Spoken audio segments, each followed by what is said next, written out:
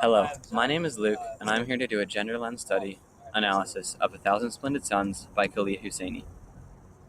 My theme for this book is that people often view women as subordinate to men because the male patriarchy stereotypes women to be much less capable of men, and as a result, women are abused of and taken advantage of. This then leads to a negative environment for gender norms for women, which is shown clearly through Hosseini's use of character dialogue and analogies. The first clear point that he was trying to make was that women are viewed as objects and not people. This leads to women being taken advantage of and not only seen as objects, but treated like them. The first time that I really saw this was on page 215, when Hosseini stated, "How many days do you suppose she'll last before she's abducted, raped, or tossed into some roadside ditch with her throat slit?" So, first of all, to understand this quote, we have to understand that this quote was originally in the context out of concern from Rashid about Layla. Layla is Rashid's wife, so naturally, he wants her to be safe and nothing to happen to her. But the bigger fact that this quote clearly shows is that women are thought of as not important. The fact that someone, specifically a man, would dare kidnap another human being just to rape and kill her is disgusting. Women are meant to be cared for by men, not beaten and raped by them. The second big example of this was just a few pages later on page 222, again in character dialogue between Rashid and Layla.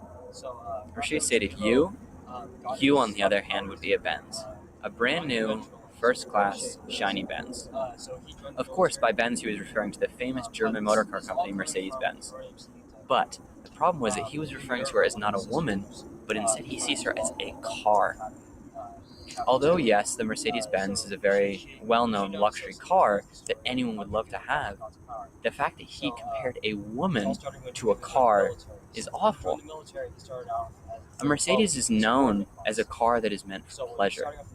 So pretty much what Rashid is saying through calling her a Benz is that Layla is only there for his pleasure and nothing else, even though they're married.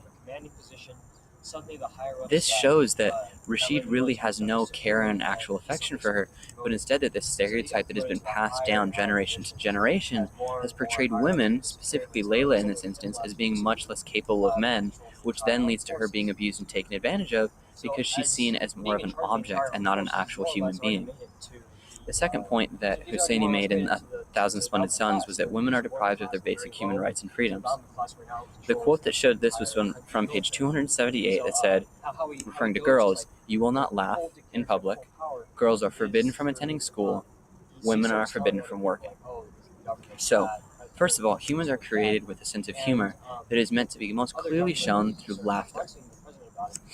In the first part of this passage of the text, Taliban, who are the ones who are in power, the patriarchy over all of them, all of which are men, are attempting to remove this action from life that women are born with. To make this worse, this rule that's being enforced upon women is only enforced upon women, whereas men can laugh, joke around, and party all with themselves. So what this is pretty much saying is that women are not allowed to blink, but of course men can. Naturally, it's impossible to not blink, just like it's impossible to not laugh, because we as humans are born with this trait in us. But, nevertheless, the Taliban still enforces its gender norm as an effort to abuse women by removing a basic human freedom. Then, in the second part of this quote, where it refers to girls are forbidden from attending school, this is a clear deprivation of a human right. These women are being forced to follow a gender stereotype that women are not fit for schooling or education.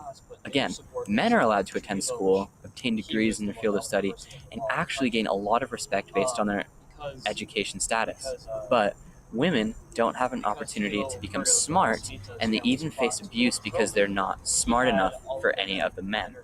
This is so ironic because they're looked down upon for not being smart by the same exact people who are depriving them of their right to education. Again, this shows that this stereotype that's put in place by the patriarchy influences everyone to see women as subordinate to men, which is why they're not allowed to enjoy certain things that clearly they should be allowed to enjoy. Finally, this last part shows that the Taliban was preventing women from working. So, working and preventing women from working clearly sends a message that women don't have a purpose. Women, after all, are in charge of caring for their children, but in order to do that, they need some kind of welfare. They need money. So, by not allowing the women to care for their families, this in turn leads to the women feeling poorly about themselves because they don't see why they're on the earth. Having this stereotype in place causes women to become subject to more abuse because they aren't smart enough for anything. Finally, my third point is that women are given less attention and often don't have their basic needs met. The clearest example of this was just a few pages later, again on page 286, when the Taliban was referring to a hospital. This is the quote: "The hospital no longer treats women, but this is a women's hospital. Go to the other hospital. But they have no clean water, no oxygen, no medications, and no electricity." So, there are two main points that can be drawn out of this quote. The first is that a women's hospital existed in the first place. Men did not see women as equal, and so they even went so far as to segregate the basic facilities that everyone has. This meant that women needed their own hospital, that, as shown through the descriptive words the author used, is really not even a hospital at all. It has no water, no oxygen, no medications, and no electricity. These four things are the basis of what a hospital runs on. It needs to be clean, and they need to actually have the supplies to help people. By not having any of these things available for the women, but still forcing the women to go there for things like childbirth and diseases, they're showing how really they don't care about women. They just needed somewhere to put them, so they gave them this far below par facility to use. This again shows my theme, which is where these gender norms are being enforced by a patriarchy, and they're being stereotyped, because when this patriarchy is telling everyone that women aren't equal, the men are following and thus treating them horribly. They're not giving them the clean water they need, the oxygen, the medications. They're letting them just stay sick, which is awful, and that's all because of the stereotypes that the patriarchy enforces.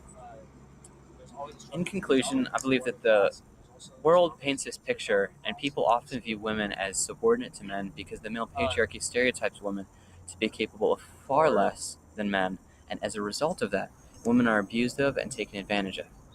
This then leads to a negative environment filled with gender norms for women, which is shown clearly through Husseini's use of character dialogue and analogies through the text that he used.